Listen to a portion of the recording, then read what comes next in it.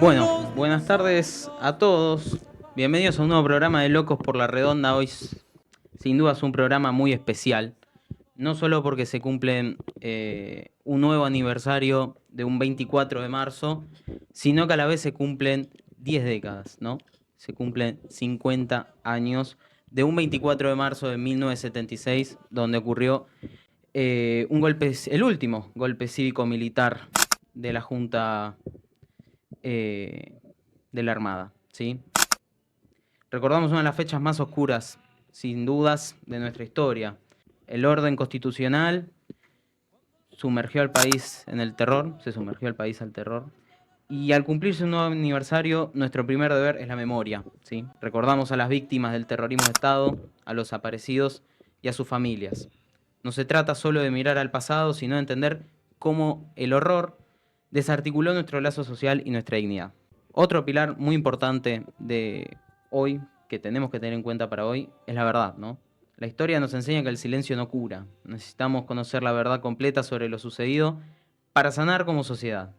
Por eso valoramos la justicia, que ha sido fundamental para procesar el horror y demostrar que ningún crimen puede quedar impune. Finalmente, un tercer pilar, ¿no? La justicia. La justicia se consolida defendiendo la democracia. La democracia es el sistema que nos permite el ejercicio de la libertad y el respeto por los derechos humanos, ¿no? Eh, por eso decimos hoy siempre, nunca más. Y hoy, por eso mismo, en conmemoración de los 50 años, vamos a hablar de un tema que al mundo futbolero, sin dudas, lo intromete, quieras o no, que es el Mundial del 78, ¿no? El Mundial de 1978 que se jugó acá en la Argentina. Vamos a estar comentando un poco las atrocidades cometidas por parte de los militares y a la vez datos de los equipos que participaron, jugadores mismos que dieron testimonios atroces de lo que cometieron, ya sea la Armada o mismo la Marina. Sin duda, varios militares pasaron por los gobiernos, donde al principio se quiso mantener un poco el orden social y después se lo terminaron pasando como pelota. Y fueron surgiendo muchas más atrocidades, no solo el secuestro y la tortura en lugares como la ESMA o Campo de Mayo, sino que a la vez en 1982 como la Guerra de Malvinas. Como 24 de marzo, vamos a hablar un poco de lo que fue el Mundial del 78, ¿no? Vamos a hablar un poquito de el antes, ¿no? Nos vamos a situar en el 66. La sede de esta Copa del Mundo se eligió el 6 de julio de 1966 en el Congreso de la FIFA número 35 celebrado en Londres. Eran dos candidatos nada más, no es como ahora que son tres candidatos de 9 países, no, bueno, era o se hacía en Argentina o se hacía en México. Pero ¿qué pasó? México, al ser elegido para organizar el Mundial del 70, 2 años 4 años después de ese congreso, eliminó la candidatura justamente y eligieron a la selección argentina. En ese mismo congreso se determinaron además la sede de los mundiales del 74 y 82, que se disputaron en Alemania Federal y España, ¿sí? Argentina intentó ser, hasta ese instante, en ese momento, intentó ser anfitrión de la Copa del Mundo en 3 oportunidades. En el 38, que si mal no estoy, se jugó en... No sé si se jugó. En el 62 y en el 70. El de 38 se jugó en Francia. Francia. Sí, en el 36 se eligió a Francia. Después en el 56 se eligió a Chile. Y en el... el 62 se eligió a Chile y en el 70 a México. Bien, vamos a ir a hablar un poco de cómo se organizó, ¿no? Esto del Mundial. Para la fase final del torneo se clasificaron 16 de los 103 equipos que participaron en la etapa clasificatoria, 3 de Conmebol, 10 por la UEFA, contando a Alemania Federal, que se clasificó directamente por ser el vigente campeón, 1 por la Federación Africana, 1 por CONCACAF y 1 por la Asociación por Asia y 1 por Oceanía. De estos 16, 2 eran debutantes en la competición, como eran Irán y Túnez. El 14 de enero de 1978 se realizó el sorteo en el Centro Cultural General San Martín Para el sorteo se determinaron 4 cabezas de serie: la selección argentina, Brasil, Alemania Federal y los Países Bajos, a distribuirse en 4 grupos, ¿sí? O sea, eran 4 grupos de 4. 4 por 4, 16. Argentina en el grupo 1, Alemania Federal en el grupo 2, Brasil en el grupo 3 y Holanda en el grupo 4. Vamos a ver, bueno, les voy a comentar cómo terminó, cómo se hicieron los grupos básicamente, cómo terminaron. Aguárdenme. Bueno, después, mientras lo busco en el bombo 2, Italia, Suecia, México y Perú. Escocia, España, Hungría y Polonia. En el bombo 3 y en el bombo 4, Austria, Francia, Irán y Túnez. Desde más está decir, por supuesto, que los estadios que se eligieron fueron 6 en 5 ciudades distintas: el Estadio Mundialista de Mar del Plata, el Malvinas Argentina de Mendoza, el Chateau Carreras, hoy conocido como Mario Alberto Kempes, en Córdoba, el Gigante de Arroyito, la cancha de Rosario Central, el José Amalfitani y el Monumental, ¿sí? Perfecto, entonces. ¿Alguno sabe con quién debutó la selección? ¿Puede ser contra Francia? ¿O fue la segunda fecha? Había sido el 2 de junio, Argentina contra Hungría, 2 a Contra 1 Hungría. había ganado. El grupo de Argentina fue Italia, Francia y Hungría, ¿sí? Que hoy decís, bueno, qué nombre, pero en Francia no era lo que es Francia hoy. En su momento, recién empezaba a salir un joven Michel Platini, mientras que en Italia tenías nombres como Paolo Rossi. En el Monumental, 2 a 1 le ganó Hungría, con goles de Bertoni y Leopoldo Jacinto Luque. Después, en el Monumental otra vez le volvió a ganar 2 a 1 a Francia, con goles de Passarella y de Leopoldo Jacinto Luque. Platini le hizo un gol mismo a la selección. Y después Argentina cerró la fase de grupos perdiendo 1 a 0 contra Italia, ¿sí? O sea que Argentina terminó segunda, Italia salió primera con 6 puntos, Argentina segunda con 4 y Francia y Hungría quedaron eliminados. Después, Vale. Sí, decime, Agus, sí. Cabe destacar también, viste que en ese momento medio como que se arreglaban un poco las sedes, como Argentina se sabía que iba a ser cabeza de serie, planeaba jugar todos sus partidos en el Monumental. Al perder ese partido con Italia, quedó segundo y tuvo que trasladar su sede a Rosario cuando se hizo la fase 2 de ese mundial. Exactamente. Que no era algo que tenían pensado en un principio el técnico Menotti. No, porque, bueno, sí, en teoría aparte fue un grupo no tan complicado, porque del otro lado estaban los países más fuertes, porque después se volvían a dividir, creo, en 2 grupos de 4, ¿no? Si no me Exactamente. equivoco. Los primeros y segundos de cada grupo se los derivaban a 2 grupos. Argentina compartió grupo con Brasil, Polonia y Perú, mientras que, por ejemplo, Países Bajos, que fue la selección que jugó la final, compartió grupo con Italia, Alemania Federal y Austria. Y quiero contar que es un dato. Si ustedes ven bien, por ejemplo, si tienen que Wikipedia ahí sobre el Mundial 78, lo que sea, Sí. ahí mismo al lado aparece, vieron que son los horarios.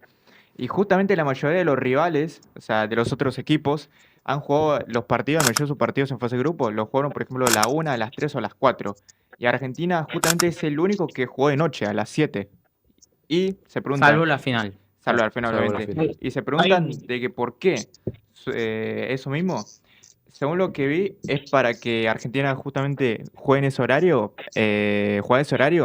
para ya así conocer qué es el resultado de sus rivales, justamente. Y jugar en ese mismo horario, que es por eso. Parece ya saber antemano cómo determinar los otros partidos. Piensen también que en la segunda, vamos a decir, en el subgrupo que se creó, Argentina salió primera, ¿sí? 2 partidos ganados y 1 empatado. ¿Por qué qué? ¿Por qué pasó? Bueno, Argentina le ganó 2 a 0 a Polonia, después igualó 0 a 0 con Brasil y le tenía que ganar sí o sí a Perú. Tiene que hacer más de 4 goles, ¿no? Tenía que hacerle más de 4 goles a Perú. ¿Y qué pasó? Y ahí está la primera polémica de este mundial. Que los jugadores peruanos, vamos a decir, quien iban comandados por su capitán en ese momento Sí. y figura de la selección peruana, Teófilo Cubillas, acusaron de que en el entretiempo, que iban 2 a 0, o sea, el primer tiempo terminó 2 a 0, militares argentinos irrumpieron en el vestuario de Perú y los amenazaron de muerte, de que se tenían que dejar ganar por más de 2 goles. Finalmente, ya en el segundo tiempo, Argentina le metió 4 a Perú y le terminó ganando 6-0 resultado final, que es lo que hizo que Argentina clasifique directamente a la final con Países Bajos. Y ahí lo eliminan a Brasil. Claro, y eliminando a Brasil, que Brasil le ganó a Italia en tercer puesto, 2-1, y Argentina, bueno, con los 2 goles de Kempes y el de Bertoni, le ganó 3-1 a Países Bajos y se coronó campeón del mundo.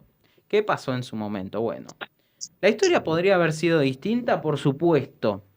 ¿Por qué? Bueno, cuando la FIFA elige a Argentina como sede de la Copa del Mundo, en el 66, pocos días después se instaló la dictadura de Onganía, ¿sí? 2 años antes del torneo, el 24 de marzo del 76, bueno, el gobierno de María Estela Perón fue derrocado por el golpe cívico-militar, que es, bueno, justamente lo que se celebra hoy, comandado por Jorge Rafael Videla.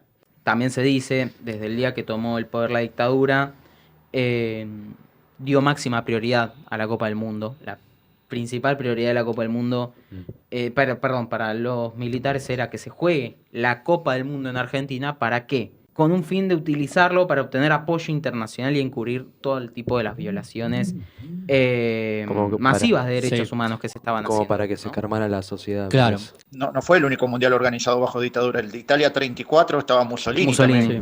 No es en sí. Es el único mundial que la FIFA organizó bajo una dictadura. Y el 38, digamos, también, justamente cuando Sí. ya está todo tenso por la Segunda Guerra Mundial también. Claro. Claro. También, antes del Mundial pasan situaciones de, bueno, lo que es la dictadura militar, de que tiene prioridad a este Mundial, de invertir en varios estadios para remodelarlos. Por eso, bueno, la famosa historia de que a River le hicieron la cancha a los militares. No, eso es, vayan a la historia de River y está contada mejor.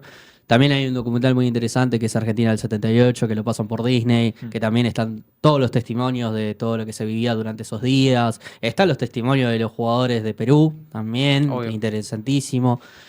Por ejemplo, Holanda no fue con Cruyff. Bueno, ahí está el tema. Holanda fue uno de los principales países que denunció todo esto, estas violaciones a los derechos humanos que se estaban que la dictadura estaba cometiendo. Llevó a que se generara un movimiento internacional para evitar que la Copa del Mundo se dispute acá.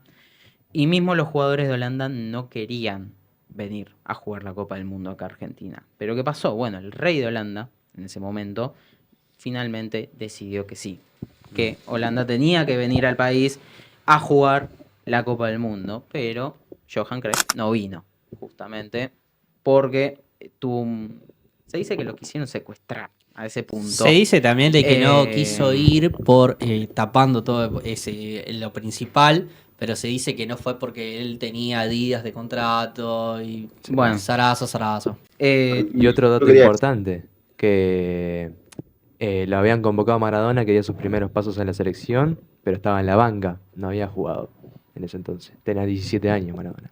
Sí, Eso fue antes del 78, porque Sí, justamente en el el 78. 78, digamos, o sea, jugó que se toda su preparación en todo, pero bueno, no fue convocado al final para ese mundial. Claro, fue recién para el 79 que disputó El Mundial Juvenil. el Mundial Juvenil. y bueno, después tenemos muchísimos, vamos a decir,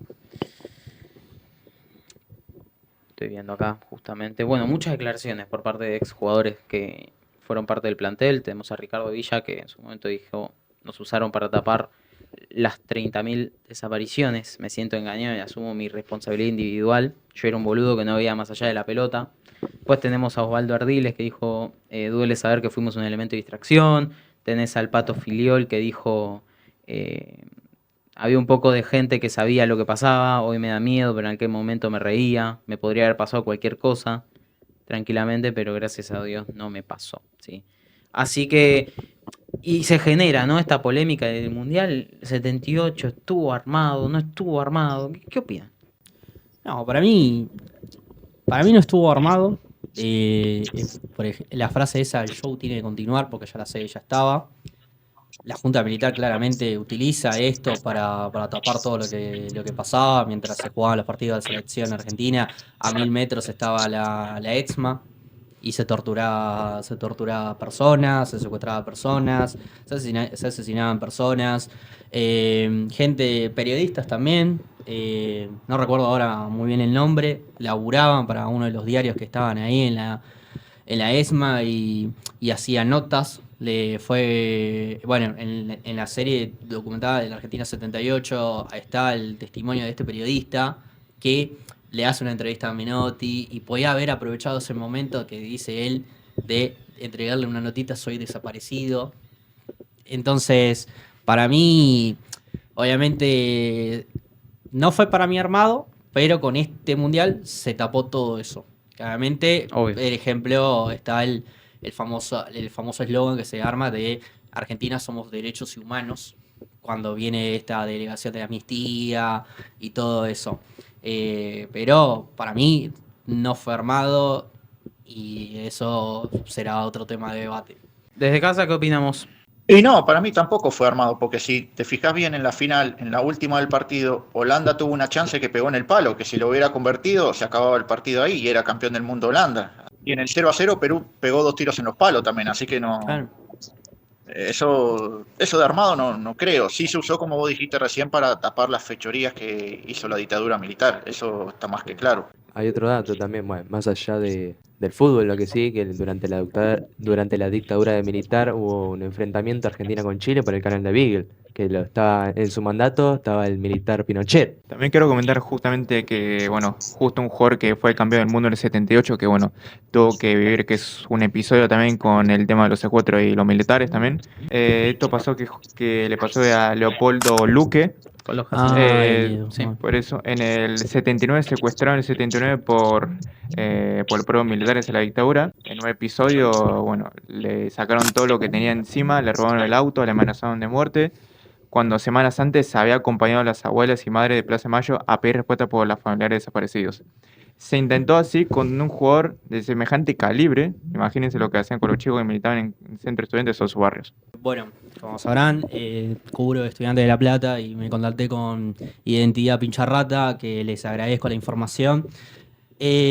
Bueno, claramente contar de que bueno, hubo 30.000 desaparecidos en la última dictadura cívico-militar.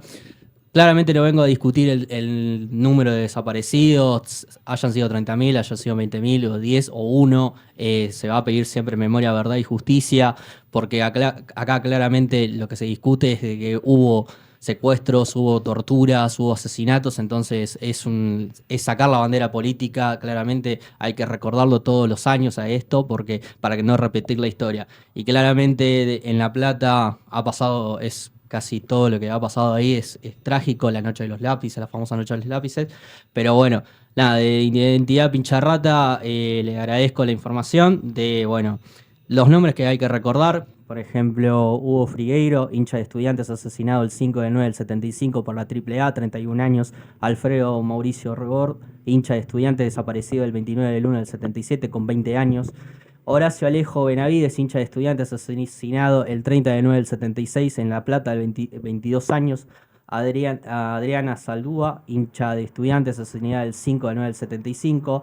Un hombre también que se recuerda demasiado, Eduardo Esteban Mingo, hincha de Estudiantes, desaparecido el 24 del 6 del 77 con 26 años. Y Rodolfo Walsh, socio y ajedrista de Estudiantes, asesinado y desaparecido el 25 del 3 del 77. Claramente hoy los recordamos porque el fútbol también tiene memoria, porque en cada tribuna y en cada bandera y en cada camiseta hay una historia que no se olvida. Memoria, verdad y justicia también juegan en la cancha la vida, así que recordamos los desaparecidos, también cada club. Me pone contento de que cada club sacó el comunicado con varios de hinchas, socios desaparecidos, así que nada, quitando cualquier bandera política, hay que recordar este día por el resto de nuestras vidas, para que las próximas generaciones sepan que hace 50 años hubo una dictadura, pasó esto y no se tiene que volver a repetir.